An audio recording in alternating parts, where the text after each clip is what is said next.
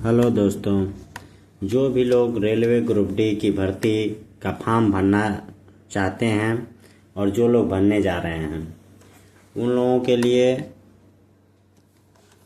Documents का information होना बहुत इम्पॉर्टेंट है।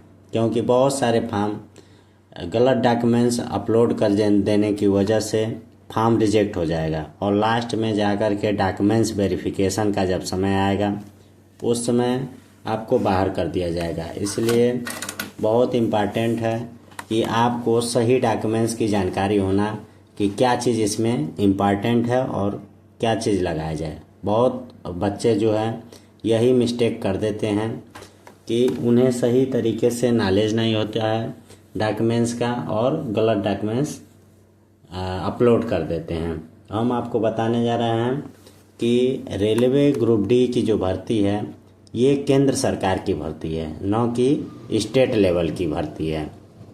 और इसमें जो जनरल छोड़ करके जनरल तो जनरल कैटेगरी में आते हैं, लेकिन ओबीसी, एससी, एसटी ये 3 कैटेगरी जो है ओबीसी, एससी और एसटी ये कास्ट सर्टिफिकेट जो लगाते हैं ये बहुत सारे बच्चे स्टेट लेवल का कास्ट सर्टिफिकेट लगा देते हैं, मतलब राज्य का जाति प्रमाण पत्र लगा देते हैं, जो कि ये मान्य नहीं होता है।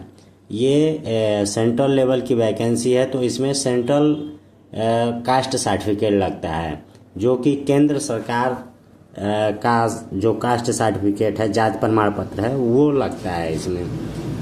और ये केंद्र का जाति प्रमाण पत्र जो है वो इंग्लिश में होता है और स्टेट लेवल की जो जाति प्रमाण पत्र है वो हिंदी में होती है।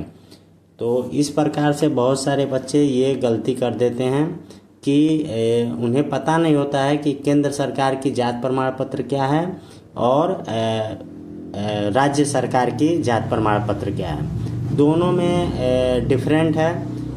जो स्टेट लेवल की वैकेंसी होती है उसमें राज्य सरकार के जाति प्रमाण पत्र लगता है और जो केंद्र सरकार की वैकेंसी होती है उसमें केंद्र सरकार का जाति प्रमाण पत्र लगता है। तो रेलवे जो है सेंट्रल की वैकेंसी है, केंद्र सरकार की वैकेंसी है, तो इसमें केंद्र वाली जाति लगेगी। अतः जो भी बच्चे हैं वो अभी केंद्र सरकार की अगर जाति प्रमाण पत्र नहीं बनवाए हैं तो वो आवेदन करवा लें, अभी समय है। बहुत आसानी से 7 से 10 दिन के अंदर बन जाता है। तो इस प्रकार और जो भी आवेदन करने जा रहे हैं तो वो जहाँ से आवेदन कराते हैं वहाँ बहुत सारे बच्चे गलती कर देते हैं कि उसमें जो बैंक अकाउंट डिटेल होता है वो साइबर कैफ़े या जो भी लोग डालते हैं अपना डाल देते हैं। इसलिए हम बता दे रहे हैं कि जो बच्चे आवेदन करवाएं वो अपने बैंक अकाउंट का डिटेल डलवाएं, क्योंकि जब लास्ट में ये फीस जो रिफंडेबल का सिस्टम आता है तो जो आप ये अकाउंट डाले रहते हैं उसमें फॉर्म भरते समय उसी में रिफंडेबल होता है।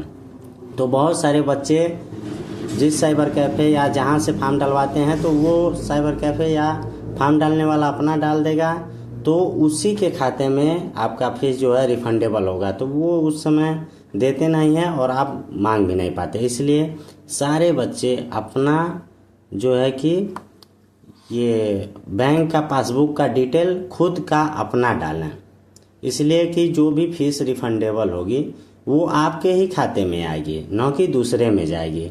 इसलिए 2 चीज़ें बहुत इम्पॉर्टेंट है इसमें कि जाति प्रमाण पत्र केंद्र सरकार वाली लगाएं और जो बैंक का पासबुक सबमिट करें वो खुद का अपना सबमिट करें, ताकि जो भी पैसा वापस आएगा वो आप लोगों को आपके खाते में आ जाएगा, किसी थर्ड पर्सन के अकाउंट में नहीं जाएगा।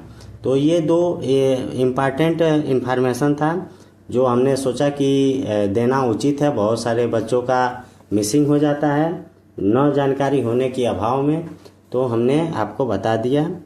और इस चीज़ों से बचें ताकि आपका लास्ट में डॉक्यूमेंट्स वेरिफिकेशन में किसी प्रकार की कोई प्रॉब्लम ना आए और पैसा आपके खाते में ही आए।